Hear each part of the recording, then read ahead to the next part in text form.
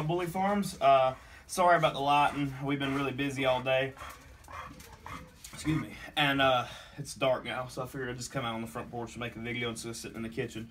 We got Chubby and Country and Too Fat out here with us for the video, just chilling, enjoying the night. And that kind of brings me a little bit of what I was gonna talk about. You know, a lot of people that buys or that text me will be, not a lot of them end up buying dogs, but a lot of people will be like, I want to become a breeder, I'm looking to start breeding, or I'm just starting breeding. And I mean, that's great, but you really need to know what all you're getting into. A lot of people see our videos and see us just, oh, they're just, you know, playing with the dogs, and a lot of people think we make a lot of money off of it. Not necessarily that we do, but you know, it just seems all awesome and great. They don't realize a lot of the behind-the-scene work that goes on. I mean, just having one dog or a bully, that's great. They're really low-maintenance dogs. They fit in a lot of situations easily. But when it comes to breeding, taking care of a lot of them, then it turns into a whole nother situation. Like, one thing a lot of people don't realize is they see our dogs are always sold out, you know, always gone. And they don't realize how much advertising and time I spent, you know, kind of building our audience and fan base and customer base to make that a possibility. You know, a lot of people, most breeders, other than, you know, an elite few, they have a litter and they got to try and advertise them and go about, you know, posting them on different things. Just having a website isn't really enough because no one knows about their website. So, you know, you got to go post on wherever they post nowadays, I guess, Facebook, Hoobly, Craigslist.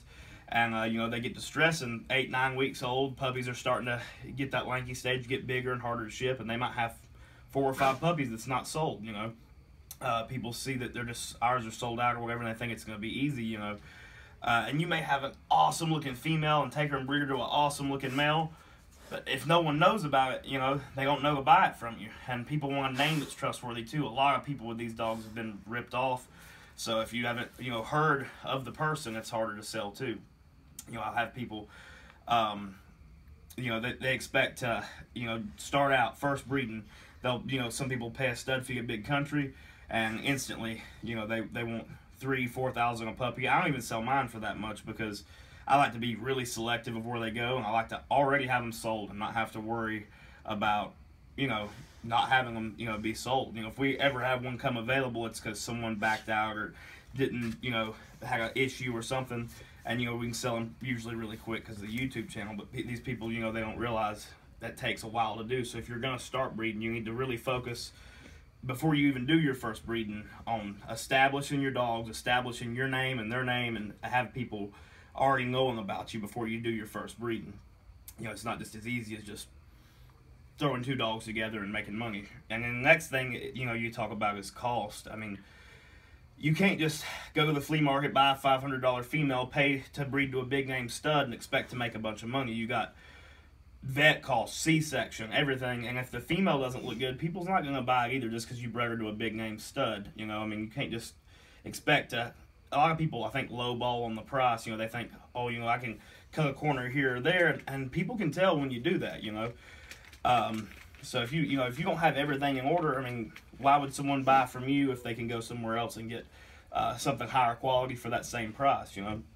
And another thing is cost of these dogs are extreme. That's why the puppies are so much. You have, you know, vet bills every month. Say, you know, we've got 20 dogs, 20 adults. We have to rabies shots every month. I mean, not every month, you know, every year to 3 years, whenever they come due.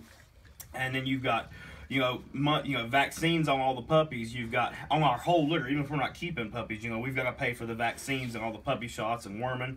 You got heartworms, flea and tick prevention, wormer, all that times 20, you know. I mean, that's a huge bill every month. Then you got feeding them. Food is a huge cost. Then you run into, you having a litter, you are probably going to have a C-section 9 times out of 10 with these type of dogs. So, you know, you already got to know that's pretty much, you know, maybe one puppy, depending on where you're located, it's going to be $900 to $1,800 or more just for the C-section. Then you got to keep the puppies alive, which is time. You know, you put a lot of time into it. It's not just, you know, people think you have zero investing in the puppy and you're just making $2,000. It's, you've got a lot of time and other things investing in it that you got to think about. I've actually wrote some notes. I want to make this a very informative video. Yeah, so you got the amount that you're putting into the dog. If you're treating it right, is just for the vet and all that stuff. If you got 4 or if you got 20, I mean, one dog's expensive for all that stuff if you're doing it right. And then the other thing is, if you're going to be a breeder, it's really a full-time job. I mean, if you're working a full-time job, you don't have time to really give the dogs the attention they need. I mean, sometimes you'll see people, I've been to people's yards, and their dogs get let out for about 30 minutes in the evening to run around while the kennels are getting cleaned, if that. And it's just no way for the dogs to live, I mean, they need full-time attention. I mean, if you're really going to do it right, every dog in your kennel should get to live the life that a single pet dog should, a single home dog gets, We try to make sure ours have hours a day in the fence running around free, one-on-one attention, petting, everything. And if you don't do that kind of stuff, it's not fair to the dog. And on top of that, I'm going to notice something on Country. I see him pretty much all day nonstop.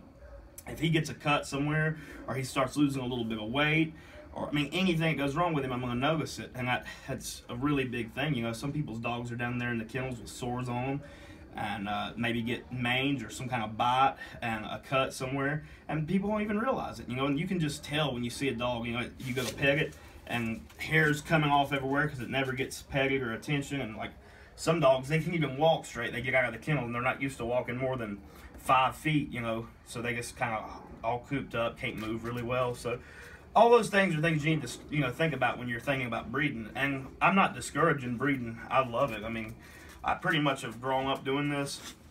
It's awesome. You get to be around incredible dogs all the time. Having the litters is an awesome experience. I mean, they're just great. You just need to realize the other sides of it too, and know what you're getting into if you're going to do it right. But I mean, it's awesome. I mean, they really take care of us. We get to live an awesome life off of it. It's fun. Being around them is great. I'm definitely not saying not to do it. I'm just saying know what you're getting into and do it right if you're going to do it. So thanks for watching, everyone. Remember to like, favorite, and subscribe, and God bless.